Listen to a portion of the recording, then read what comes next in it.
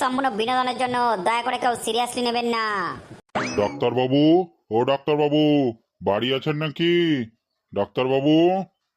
হ্যাঁ, চেম্বারে আছি। বেশি হনুর মতো না চেঁচিয়ে চলে আসুন ভিতরে। বলুন, আপনার সমস্যা কি? ডাক্তারবাবু, সমস্যা তো অনেক কিছু, কিন্তু কোনটা দিয়ে শুরু করব বুঝতে পারছি না। ধীরে সুস্থে ঠান্ডা মাথায় কোনো একদিক থেকে সমস্যাগুলো বলতে শুরু করুন।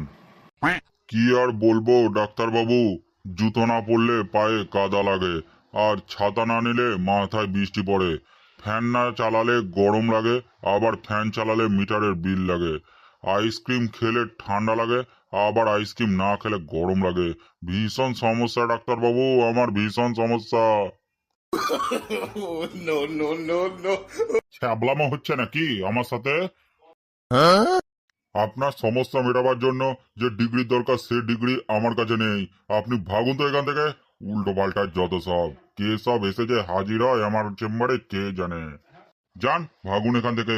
আপনি ওই মুচির কাছে চলে যান, আপনার সব সমস্যা সেলাই করে দেবে।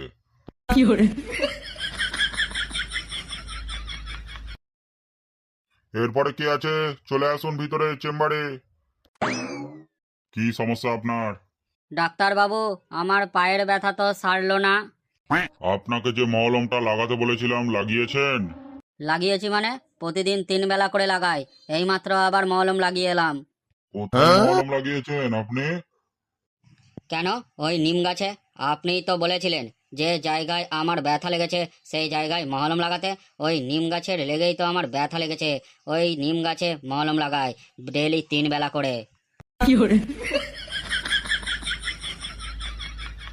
এবার এইখান থেকে ভাগুন, নাহলে আমি আপনার কোথায় কোথায় মলম লাগাবো সেটা আপনি ভালো করে টের পাবেন। যান, ভাগুন। এরপর কে আছেন? চলে আসুন। বলুন, আপনার সমস্যা কি? ডাক্তার বাবু, আমি কানে কম শুনি। ঠিক আছে, বলুন তো। 10। কি বললেন ডাক্তার বাবু? 20? বললাম 10, আর আপনি শুনলেন 20। কনগ্রাচুলেশন, আপনি কানে তো বেশি শুনেন। যান, চলে যান এবার এখান থেকে। আপনি তো বেশি শুনতে পেয়েছেন একটু। ডাক্তার বাবু, আমার তো আর একটা সমস্যা আছে। কি সমস্যা? ঝটপট বলে ফেলুন। আমি চোখেও একটু কম দেখি ডাক্তার বাবু। বলো তো, এখানে কি লেখা আছে? ডাক্তার বাবু, ওইখানে একটা মই আছে আর বড়শি আছে। ওটা আপনার চোখের প্রবলেম না, ওটা আপনার শিক্ষার অভাব। আপনি একটু ভালো করে পড়াশোনা করবেন, তাহলেই ওটাকে চিনতে পারবেন। যান, আপনি এখন চলে যান। হালার পুত হালা।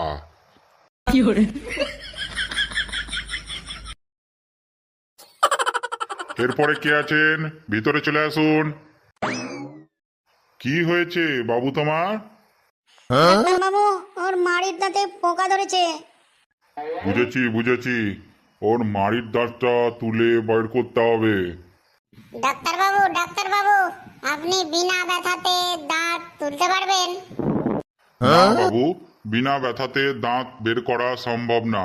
দাঁত তুলতে গেলে একটু একটু তো ব্যথা হবেই। আমি পারি বিনা ব্যথাতে দাঁত বের করতে। সেটা আবার কিভাবে? দেখি তো বেটা। এই দেখুন, বিনা ব্যথাতে আমি দাঁত বার করে দিয়েছি।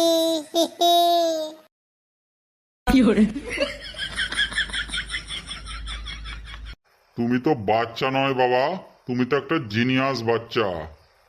পোঁত নাচানাটা এবার থামাও বাবা, না হলে আমারই অস্বস্তি লাগছে। নাও বাবু, এই ওষুধটা দিনে 3 চামচ করে খাবে। চামচ কিভাবে খাবো ডাক্তার বাবু? চামচ খেলে তো আমার গলায় আটকে যাবে। বললাম তো, তুমি একটা কোনো নর্মাল বাচ্চা নাও, তুমি একটা জিনিয়াস। তুমি একটা পুরো ঝান্ডু বাম। যাও এখান থেকে, যাও, ভাগো এখান থেকে। তোমাকে কোনো ওষুধ খেতে হবে না, তোমার দাঁত এমনি ঠিক হয়ে যাবে। তুমি যা মহান ডাক্তার, আমার ওপর ডাক্তারি করছো তুমি। তোমাদের নাচানোটা থামা, এখান থেকে যা। শুধু পোঁদ নাচিয়ে যাচ্ছে। এরপরে কে আছে?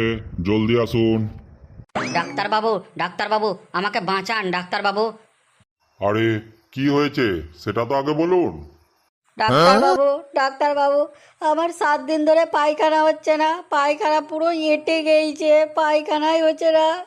আপনাকে তো আমি আগেই বলেছিলাম 1 বছরের বাচ্চারা যেগুলো খায় সেগুলোই খাবেন। আপনি খাচ্ছেন তো ওইগুলো ঠিক করে? খাই তো ডাক্তারবাবু, 1 বছরের বাচ্চারা যেগুলো খায় সেগুলোই তো খেয়েছি ডাক্তারবাবু। কি খেয়েছেন শুনি? ওই তো ডাক্তারবাবু, মাটি, কাগজ, কলমের ঢাকনা, জুতোর ফিতে, নখ, ওইগুলোই খেয়েছি।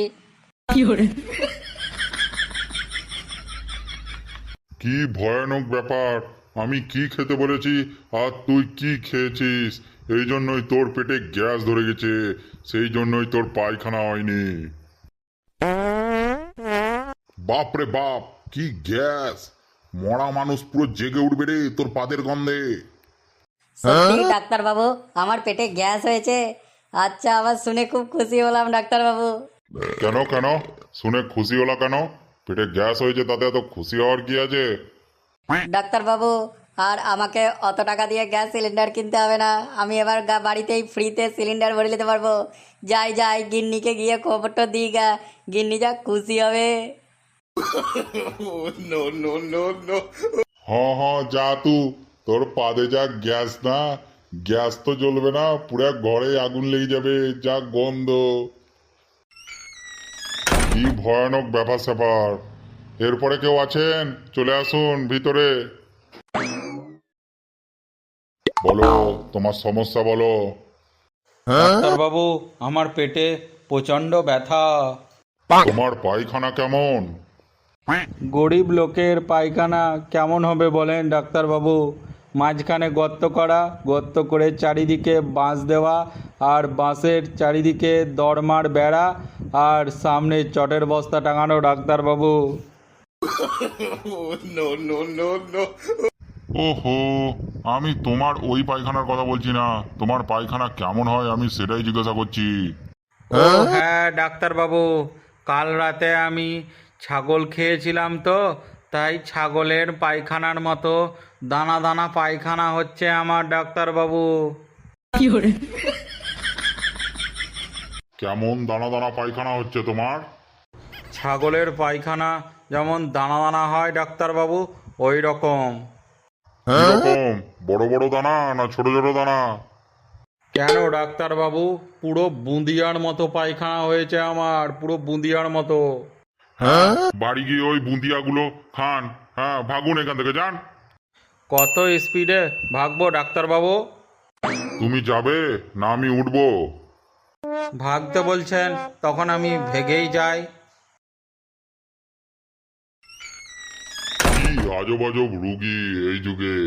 সো বন্ধুরা, যদি ভিডিওটা ভালো লেগে থাকে তো লাইক, কমেন্ট আর শেয়ার করবে। আর যারা নতুন হয়ে আছো তারা কিন্তু অবশ্যই সাবস্ক্রাইব করে দেবে। তোমরা কিন্তু একদম সাবস্ক্রাইব করছো না, না করলে আমি কারোরই চিকিৎসা করবো না আর।